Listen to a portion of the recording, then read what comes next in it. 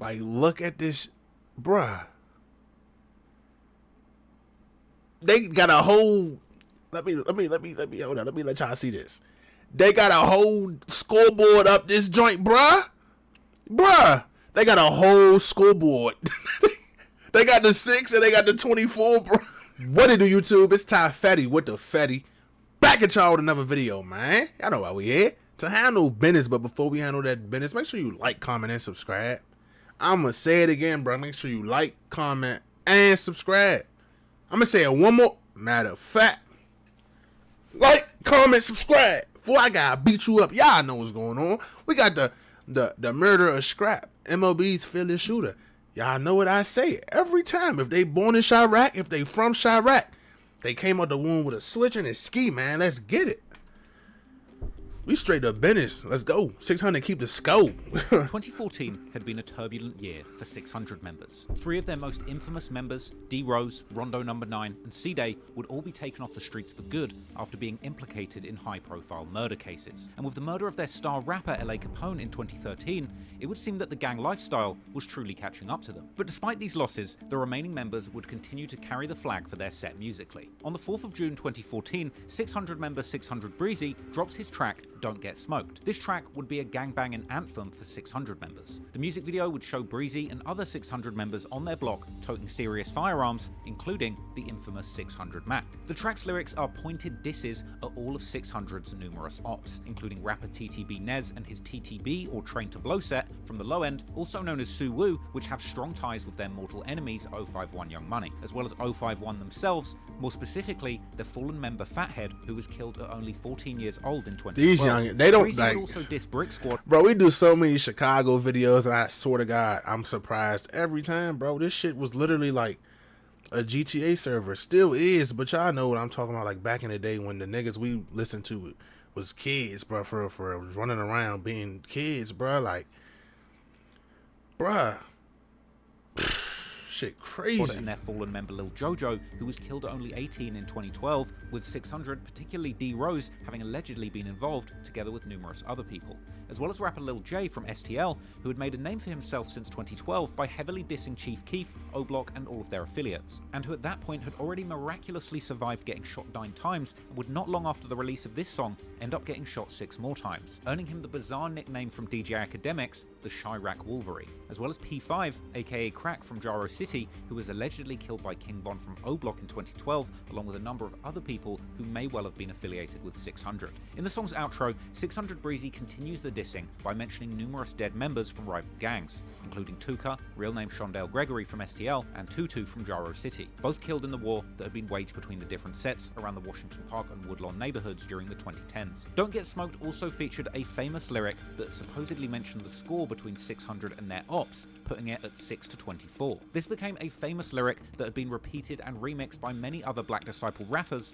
like King Von and Lil Durk. The lyric itself would spark intense debate and speculation as to whether this quoted... Like, look at this, bruh. They got a whole. Let me hold on. Let me let y'all see this.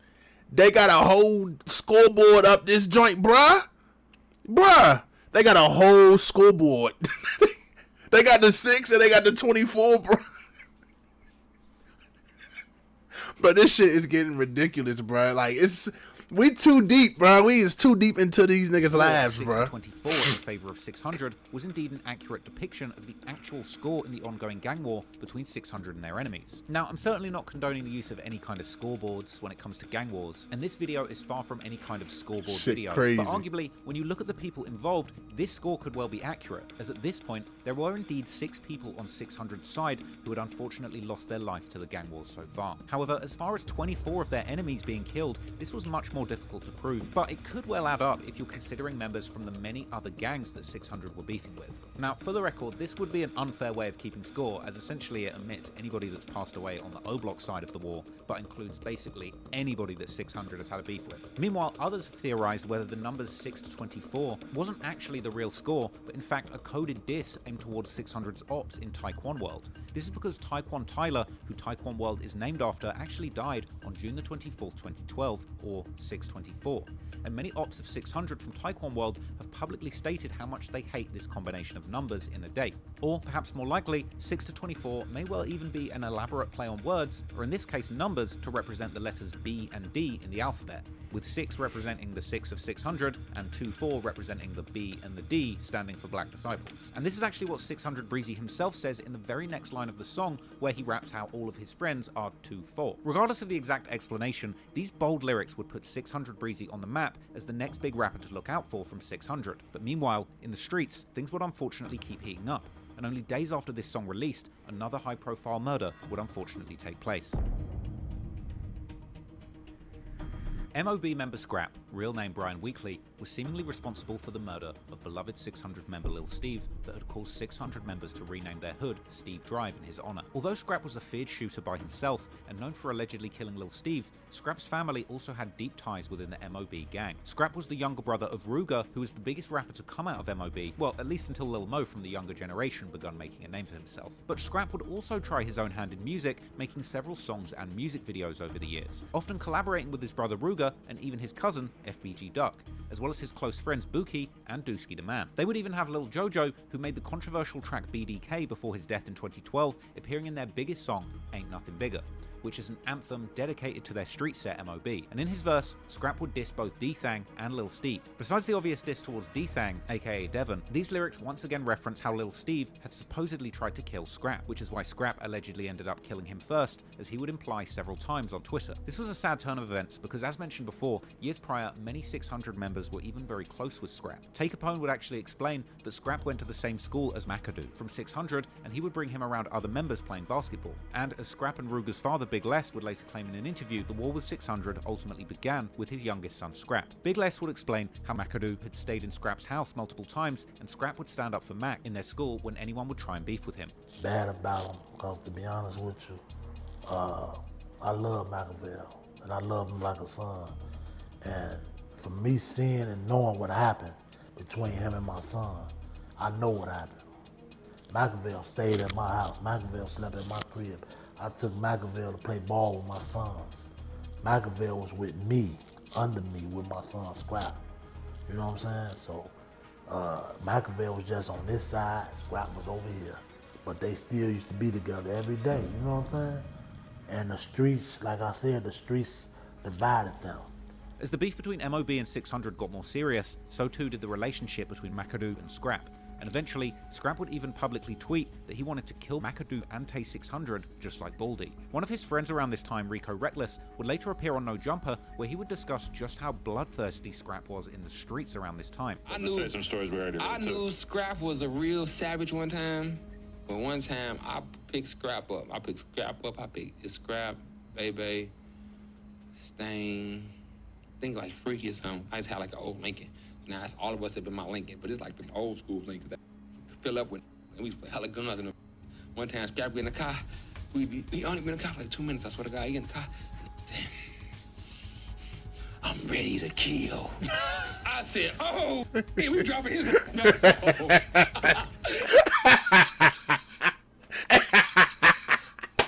And you know, a lot of niggas don't like Rico Reckless, but I swear to God, I don't think his ass be bullshitting. Like, it's a couple niggas who be the Chicago niggas who's really kind of like, they don't rap no more. They just lit on the YouTube, the interviews, and I just think be capping, bro. Like, they just be capping sometimes. Like, this is one of them niggas who just, you can just tell when a nigga genuine, like, his stories is genuine. I don't think he bapping, bro. That nigga really probably said that shit, bro. No cap. Scrapp was seemingly a loose cannon, no and cap. At times it could be hard to tell whether he was joking or serious. There's one famous clip from the many vlogs that MOB shot around this time where Scrapp shoots at a head with what appears to be a BB gun. But seriously, in the streets of Chicago, running up on someone like this could be very deadly. And sadly, Scrapp's savage reputation may have ultimately caught up with him in the end. Something which, strangely, Scrapp himself may well have anticipated, as his brother would later say in one interview. But I told him before he left out of the door, I'm like, bro, you gotta calm down, bro. Ain't in this store for what you doing, but life, but definitely in jail. And I told him that, I promise you, before he walked out the door. He looked at me in my eyes, he said, I know I'm gonna die anyway, I see it coming.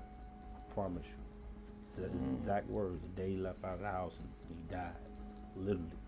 As Ruger has also mentioned, Scrapp had actually been shot not once, but twice in the 2 weeks leading up to his death. My brother got shot 2 different occasions before he just died, before he died in 2014. And within 2 weeks. So 3 occasions, the third one was the one he died. I promise you, within 2 weeks. The first one he got hit in his leg, in his thigh, over some goofy, but he got shot, you feel me? And it went in and out. It kind of healed up a little bit, a little fast. He was walking. Then he got hit in his chest. A week, like 4, 5, 6 days later, in his chest, came out his arm, went straight in and out. It kind of healed up a little fast. He felt like he can go right back out. He kept going back out there in them streets, bro. After the second shooting, he even proudly posed for a picture, brandishing his rifle and showing off his wounds. Scrapp was seemingly not scared of getting shot or killed, and he felt the desire to remain in the streets until the bitter end. On the 7th of June, Scrapp was out on the 5600 block of South Warbush Avenue in the early hours of the morning. He was with a 20-year-old man in an alleyway when a black Dodge Charger with all tinted windows would pull up. A towel was apparently used to cover the vehicle's license plate, and the shooters were seemingly planning to catch their target and get away as quickly as possible. Both Scrapp and his friend were sprayed with bullets and hit multiple times before that car fled the scene, and Scrapp would reportedly die at the scene whilst his friend would be taken to Stroger Hospital in critical condition. Just 3 years after the murder of Lil Steve, Scrapp had been gunned down less than 1 mile away from where Steve's life was taken. And although his killer has never been caught, many people on the internet have argued that members of 600 were behind the hit, with Just Blow being mentioned as one of the potential shooters. Later the same morning of Scrapp's murder, Just Blow would tweet that he was smoking on Scrapp, to which someone would reply, laughing how he should at least wait a bit before dissing somebody who had just been killed a few hours before. He would also allegedly post a video of himself being on 600's hood near the site of Scrapp's murder scene on the night leading up to his death. On the block all night. It's even believed that Just Blow, formerly Justo, took on this new nickname shortly after the killing of Scrapp. However, one alternative rumor would circulate, suggesting that the killer was actually another 600 member, Lil Boo. According to this theory, the killer couldn't be Just Blow, as Tay Capone would later openly claim in Instagram comments that Just Blow had actually never killed anyone from MOB. Tay Capone seemingly knew what had happened, and months after the death of Scrapp, he would tweet taunting MOB and claiming that nobody had been killed in retaliation after Scrapp's murder, and implying 600 were responsible. Tay would also explain in a Cam Capone interview that ultimately Scrapp had done something that had 600 on his ass forever, likely the murder of Lil Steve. Say for instance, like before he ended up doing what he doing, if a motherfucker like would have caught Scrapp, he probably would have, depending on who it is, he probably would have given him a pass, like, I knew you before this shit. You feel what I'm saying?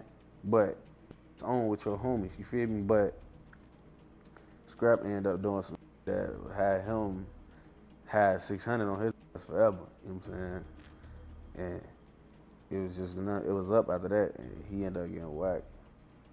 You know what I'm saying? Eventually, the streets caught up with him, because they had toured with a lot of people, you know what I'm saying?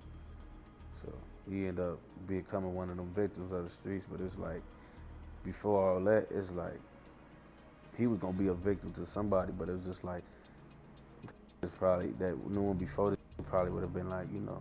However, it's also largely disputed that 600 could have even killed Scrapp, and many have suggested an alternative theory that an unrelated gang called Shields may well have been responsible. Shields is a Gangster Disciple and Mickey Cobra gang set from around 57th and Shields in the Inglewood neighborhood, which is right on the other side of the Dan Ryan Expressway that goes through the south side, only a few blocks away from MOB's hood. Now, relatively little is known about this set other than the fact that they have a long-lasting war with MOB, as well as 600's ally, Lamron, which is also located in Inglewood. Now, many people believe that Shields were responsible for Scrapp's death due to the fact that MOB members would post GDK for Scrapp around the time of the killing. Moreover, Shields rapper Khalifa Waymo would dedicate a diss track to MOB, and particularly their top rappers Ruger and Lil Mo, where he would rap, "The funniest thing I ever saw was Scrapp begging for his life," implying that he was present when Scrapp was killed. Shields member Loney B would also chime in, claiming that Shields was responsible in YouTube comments supposedly from his personal account, where he would reply to a comment querying why Shields claimed Scrapp's murder when they thought 600 were responsible, with him commenting,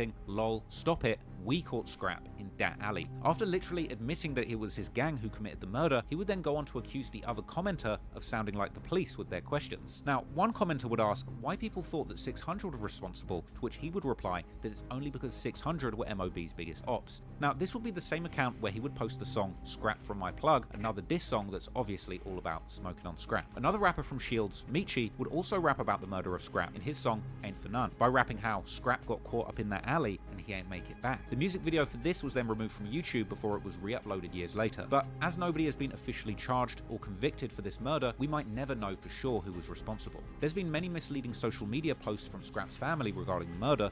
Bro, I swear to God on my life, Chicago probably the only city, like big major metropolitan city, where these niggas can claim they work and nothing happened to them, bro. Like, here, niggas say some shit like that, I don't care if there ain't no evidence. We gonna make you sit until we find something. I don't care if it's lyrics, music video. You on probation, you got guns in your video. We gonna find something. Like, these niggas really be... They be putting it out there, bro, on Twitter, Facebook. You, like, no cap. I don't know if it's still like that now, you know, because I'm, like, most of the stuff I do is on back in the day shit. But these niggas was really putting it in niggas' faces, and nothing's happened to them. The murder, it went unsolved. It just went unsolved. Like, that shit crazy, cuz. No cap. Brother commenting on Facebook claiming that 600 were responsible for shooting his brother after... But then, what if, like, the feds really do be like, this nigga said this, let's go look into this. It ain't no leads, because them niggas, they did their work real good. Like, what if the feds really do be trying to bust these niggas off of what they saying, but they can't because there ain't no evidence? I know Chicago PD hate they ass. I know Chicago, I know the mayor hate they ass, the police department hate they ass, the fire department hate they ass, the hospital workers hate they ass, the nurses, the surgeons, everybody hate. I know the FBI hate they ass, the military hate they ass. The nigga Rondo was in Chicago with a rocket launcher, bro. Bro, he was in Chicago with a rocket launcher, bro. I know for a fact.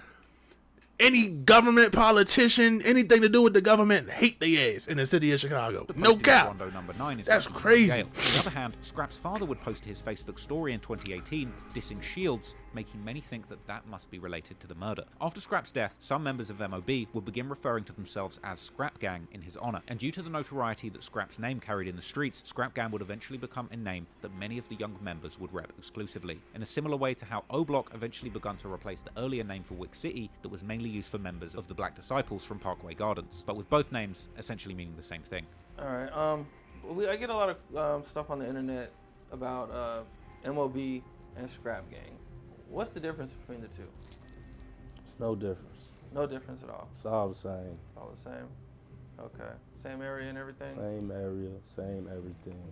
It's just more so it was a younger person that died, you know what I'm saying? So the younger people had a different feel for Scrap, and it was like a Scrap Gang, like, you know, just like everybody else do. However, some older members of MOB seemingly don't share the same view, suggesting that only the real members go by MOB only. Despite Scrap's name staying alive even amongst the younger members like Lil Mo, who were still just kids when he was killed, the sad reality was that once again, another person had lost their life to this ever-escalating gang war. And unfortunately, things were far from over. And already, by the end of that same month, another local gang known for their bitter beef with 600 would end up losing one of their members to the streets too. 051 Polo, real name Michael Patton, was a 17-year-old boy from the 051 neighborhood. He would also seemingly rep 051 Young Money the gang, although he was likely more of a hang-around member rather than somebody who was actively sliding with the gang looking to kill ops. Sadly, Polo himself would end up being caught up in the feud between 051 and their enemies, with tragic consequences. On the 30th of June 2014, Polo was walking with a 15-year-old friend around his neighborhood on the 600 block of East 50th Place. There, a black van pulled up alongside the pair before having a short conversation. Then, a passenger inside that van would open fire on the teens, hitting Polo in the chest and his 15-year-old friend in the right arm, and sadly, Polo would die at the scene. The aftermath of this horrific shooting was actually witnessed by a photojournalist called Vincent D. Johnson, who was actually watching the rainstorm that was going on outside of his apartment window when he saw a young man in distress calling for help. Why? Listen, hey, hold up. Why is he in 051 hood living there? Either he was broke as shit, or he bold as shit. Johnson, who was actually watching the rainstorm that was going on outside of Why is he over there? When he saw a young man in distress calling What? for help. Upon approaching the scene, he would actually notice Polo was lying face up in a gutter and immediately called the emergency services. Surrounding Polo were two other teenagers, one of them appearing traumatized, pacing back and forth and recalling, "They shot my brother." But whilst waiting outside for the police to arrive, Johnson would unfortunately witness Polo take his last breaths, later describing these final moments in a moving article that he wrote for the Chicago Sun-Times. After the arrival of the police, Vincent then decided decided to go back inside his apartment to get his camera. He would return, capturing chilling images of Polo's body covered in a sheet, drenched in the rain, as detectives combed the scene during the storm. These events are a stark reminder that members of these gangs could lose their lives anytime, any place. Whilst many of the neighborhoods, like much of Washington Park and Woodlawn, are overwhelmingly populated by some of the poorest inhabitants of Chicago, other neighborhoods nearby, such as 051's hood on the northeast corner of Washington Park, are actually slightly more gentrified. This means that you might have an established journalist living amongst some of the most notorious gangs in the city. We go. Now, this Never mind. This area being My bad. closer to downtown, along with ongoing gentrification of many of the hoods of Southside Chicago, but also due to the fact that the University of Chicago has its main campus covering a large portion of the neighborhood on the east side of Washington Park, called Hyde Park. Therefore, while the Washington Park neighborhood on the west side of the park is over 90% black with a median household income of $30K, Hyde Park on the east side is much more racially diverse, boasting a much higher median income, almost double that of the west side. Because of this specific location of 051's neighborhood, relatively close to both downtown and the University of Chicago campus, as well as the surrounding middle-class neighborhood of Hyde Park, fans of Chicago drill have even written long theories about how gentrification and demographic changes may well affect 051's ability to recruit new members in the future. But back to the story. Following the murder of Polo, 051 members would tweet their tributes to him, and rumors would circulate about who well may have been behind the murder, with some 600 members being prime suspects in these theories. However, one particular tweet from 051 Driller in 2015, questioning who else had been killed for Get Back for LA Capone besides an innocent cab driver, would make it seem as if Polo's death may well have been unrelated to 051's beef with 600. The following months would remain relatively quiet for 600, but unfortunately, at the end of 2014, the streets would once again become deadly, and another young man would lose his life. This time, the person would end up being somebody who had ties to both sides of the war. This new info, I never heard of Polo, Lil Nick, nothing. Campbell was a 15-year-old kid from the Washington Park neighborhood. More specifically, he lived around the 5800 block of King Drive, which is right next to the hoods of both MOB and 600. Growing up, Nick would also seemingly be close with both members of MOB and 600, and can be seen in photos with guys like E-Day, as well as with guys from MOB. In fact, in January 2014, Nick would post to Facebook explaining how he was going to beat up a guy called Derek, which would start a long back and forth between him and another boy named Trayvon. At one point during the back and forth, Trayvon would point out how Nick had previously been claiming to be 600 and MOBK, but had since switched sides and was now affiliated with MOB, to which Nick would reply saying that he'd been MOB forever. Nick was also seemingly close with members of STL and would make a tribute post to none other than KI after she was allegedly killed by King Von from O-Block in April 2014. But then in May, Nick would once again post on his Facebook, this time tagging that he was with a member of 600, Young Famous, aka Hassan Moore. Once again, next month in June, after MOB Scrapp had been killed, Nick would often post tributes to him, often saying how he was also Scrap or Die. But in November, Nick would make several cryptic posts. In the first one, he would say that people wanted to get at him because he messes with his own family. He would also end this post by saying that he's F57, F Travis, Scrap or Die. This was a reference to that other nearby set called Shields, who had rumored to have been the ones involved in the murder of Scrap. This would start a back and forth with a member of MOB who would question if Nick was now repping MOB, to which Nick would reply that he will always be Scrap or Die. This would make members of MOB threaten to catch Nick, to which Nick would respond by saying that he was going to smoke them. Nick would then make another post saying that the same people that he'd grown up with had switched sides on him, tagging 2 MOB members in the post. This would start another long back and forth where one of the MOB members would say how Nick used to be MOB crazy, but then flip back to 600 many times, and saying that this kind of talk would get Nick killed. To this, Nick would respond that he hadn't flipped, they just thought that he was 600, to which the MOB member would reply saying that Nick is 600. And then, about a month later in December, Nick would be out in the far southern suburb of Harvey, where he would be at a place that was once an illegal strip club that had ultimately been busted and shut down some months earlier. Allegedly, Nick was outside that location, but not just with anyone, but members of 600, particularly Just Blow. In the early morning hours of December the 7th, Nick would seemingly be caught off guard in the parking lot of that abandoned club. Someone would turn up, shooting Nick multiple times, and he would ultimately later pass away in hospital. That very same day, one of the members of MOB, who had been fighting with Nick just a month earlier, would even post a tribute to him, saying that even though Nick had been messing with the ops, it was still RIP. And some of Nick's friends would even start their own set in honor of him, which they named Nico Gang, and their territory being the area around where Nick lived. Meanwhile, Nico Gang has actually kept a good relationship with 600, and in the years following Nick's death, members of 600 have even posted tributes to him. This relationship has been rumored to have formed due to the fact that Nico Gang actually has heavy beefs with MOB, with it ultimately being MOB who likely killed Nick. However, in 2016, one of the members of Nico Gang would reply that actually it wasn't the ops that killed his homies. But whatever the case, later that year, 600 Breezy would post that Nick's killer had been killed while shouting out Nico Gang. Nick's story is a cautionary tale, and it just shows how attempting to be cool with both sides of a gang war. This shit crazy, bro.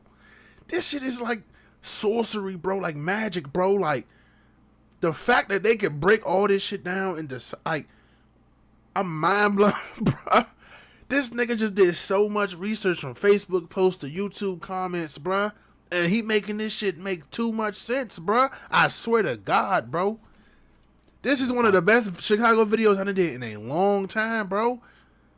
This shit is crazy, bro. In line, but very few. Damn! 2014 was a turbulent year for 600, with C-Day, Rondo, and D Rose being taken off the streets This for shit good. More bomb. murders would also take place, with people on both sides losing friends. A stark reminder that in the gang wars, there can never really be any winners. But with new members getting more recognition in music, such as 600 Breezy making his debut, it would seem that there would finally be a potential way to escape the streets. And soon, 600 Breezy would have a golden opportunity to escape the cycle of violence that took the lives of so many of his friends, like LA and Rondo, who could have used music as a way out. However, in the end, that opportunity would end up being largely squandered, and starting in 2015, 600 would suffer more devastating losses in the streets, starting to be what many believe to be the downfall of 600. Bro, shout out to Travelor, bro. That shit was just fire on my mother. It's so much stuff in there that I ain't know, and I did so many Chicago videos, bro, from gang to gang to gang to gang, from the north to the east to the south to out west. Like, that was a lot, bro. Shout out, hey, that was a hell of a video, bro, man. If y'all still watching this right now, make sure y'all liking, comment, bro. Subscribe, bro. That shit. Shout out, bro, dog. With that being said, man, it's Ty Fatty with the Fatty. Make sure y'all be on my Ty Fatty with the Fatty. Make sure y'all stay smart, bro. Stay dangerous, bro. I'm gonna catch y'all next time. I'm gone.